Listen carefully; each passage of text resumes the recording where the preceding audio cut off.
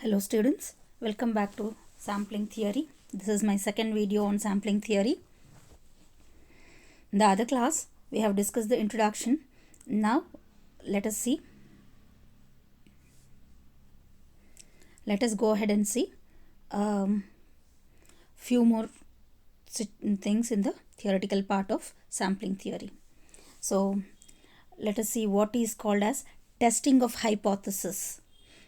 What is a hypothesis first of all, and what do you mean by testing of hypothesis? So a hypothesis is a statement, base statement that can be formulated based on the given population, depending on the sample of the population, that you can make a basic assumption which is called as hypothesis. A hypothesis may or may not be true. Okay, so we test the hypothesis to judge whether it is true or not. That can be either accepted or rejected. Okay, so that is a base statement basically, and we have two types of hypothesis.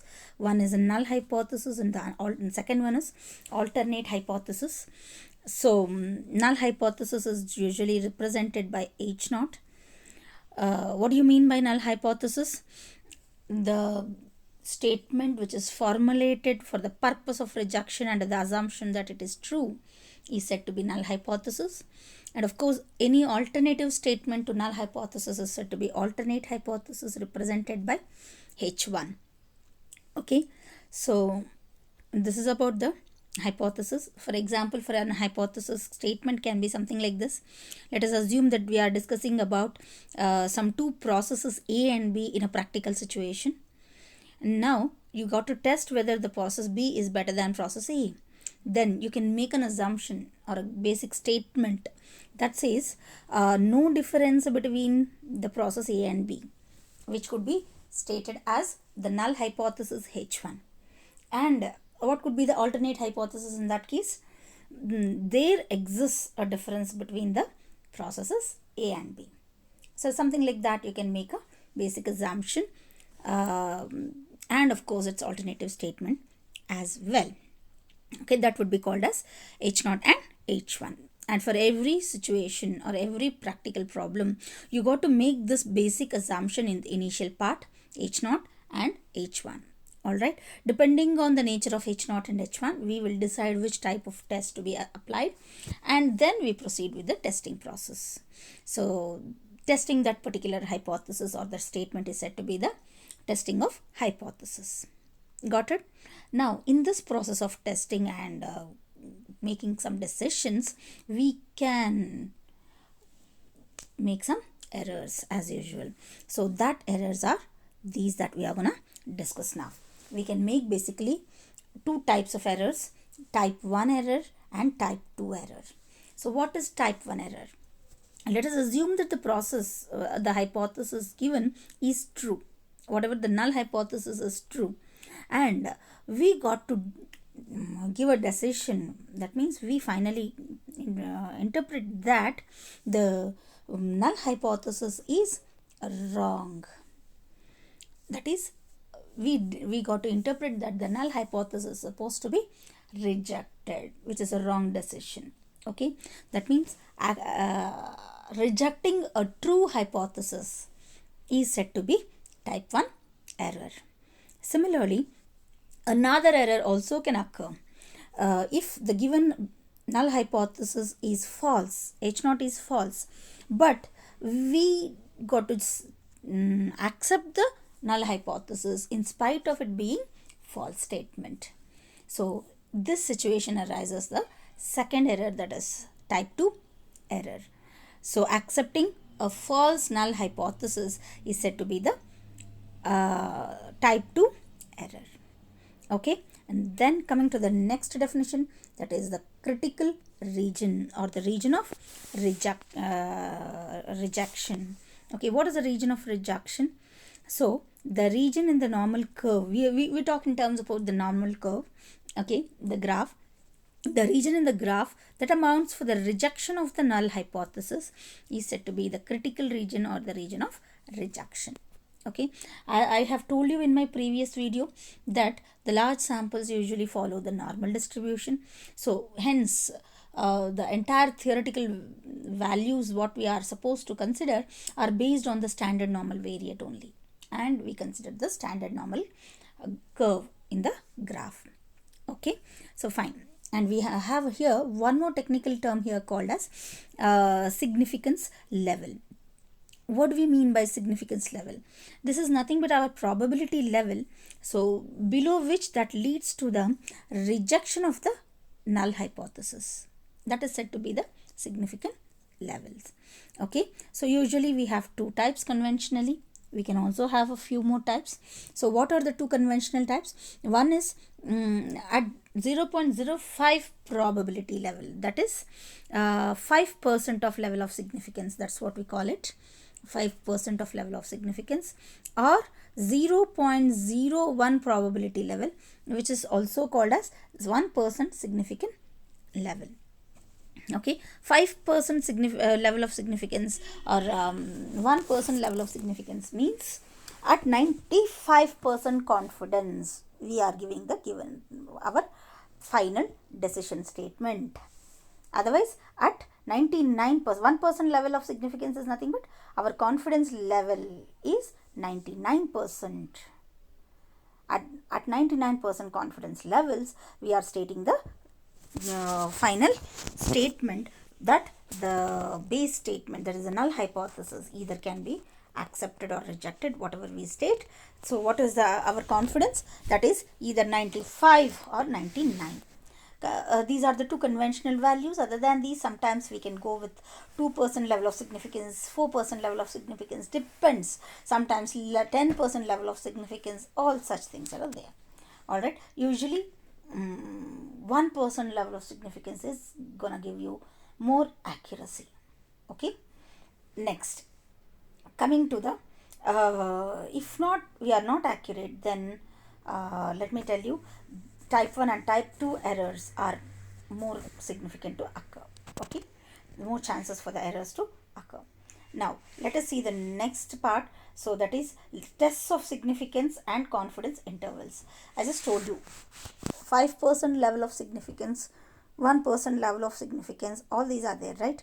So the process of testing these significance levels, either to accept or to reject the hypothesis, is called the test of significance. Anyways, this is usually done based on the test statics, which is nothing but our standard normal variate here, Z. Okay, so what is the formula for Z, which you guys have done in the module 3, that is probability distributions? Z here is said to be standard normal variate, which is given by x bar minus mu divided by sigma by root n. If I have to explain the terms, here mu and sigma are nothing but the mean and standard deviation of the population. You can call mu also as population mean and sigma as the standard deviation or standard error. Next, what is x bar? X bar is the mean of the sample whose size is n. So here n stands for the size of the sample, not the population, remember. Now if you substitute all the values in Z, you get the numerical value for Z, and based on that we can give the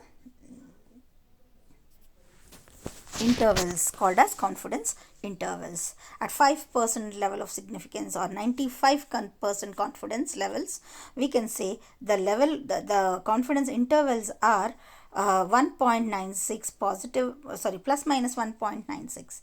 That is, Z value is likely to be in the limits of plus minus 1.96. Beyond positive 1.96 and less than negative 1.96, we got to reject the hypothesis. We will never accept it. We will accept only if it is in the range. Understood? And this is at 5% level of significance, or you can call it as 95% confidence levels. Okay, next, at 1% level of significance or 99% confidence levels, the values are, the confidence level values are 2.98 and positive and negative 2.98. So these are the values that you got to remember. Got it? Similarly, you can see here, this is a standard normal curve that you can plot, and this is the mean of the curve, and towards the left we have the positive, and towards the right we have the positive axis, and towards the left we have the negative axis. And for 95%, the levels are given at 1.96 positive and 1.96 towards the left. And similarly, at 1% level of significance, that is 99% confidence intervals, the critical values are 2.58 positive and 2.58 negative. Okay, so this is how you can see. And based on the nature of the problems, you can also put it either we have to apply a one-tailed or a two-tailed test here. So as I have showed you the standard normal curve here, you can see from the mean we have two ends. One is towards the right end and next is towards the left end. If the given practical situation or a practical problem focuses or concentrates more towards only one end, either right or left, only one end, that is it doesn't concentrate on both, either right or left, okay, either towards the positive end or towards the negative end of the axis, then it is said to be a one-tailed test that has to be applied over there. Understood? One tail is nothing but end here, so one tail, either right tail or the left tail. Okay, next we can have practical situations where, or the problems where the need for the concentration on both the ends will be there, towards right as well as left, both. So in such cases, what you do, you have to apply something called two-tailed test. Okay, so that is all about the one-tailed and two-tailed tests. And you got to remember this critical value table for one-tailed and two-tailed tests at the two levels of significance. One is 5% and the other one is 1%. 5% level of significance or 95% confidence levels, we have one-tailed test values are, one-tailed test limits, critical values are plus minus 1.645 and plus minus 1.96. Sorry, for one tail test, right? Plus minus 2.53.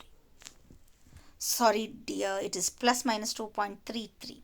Okay, coming to two-tailed test critical values, it is plus minus 1.96 and plus minus 2.58 at 5% and 1% level of significance respectively. Okay, so this is all about the further theory part, and we can start over with the large samples test for the large samples. Okay, we have around 3 to 4 types. Okay, depending on the given type of data, whether means are given, we'll apply means, test of means or proportions. If it is given, then we'll apply proportions, and so on. Okay, so we will discuss one by one test along with corresponding for a problem in my further videos.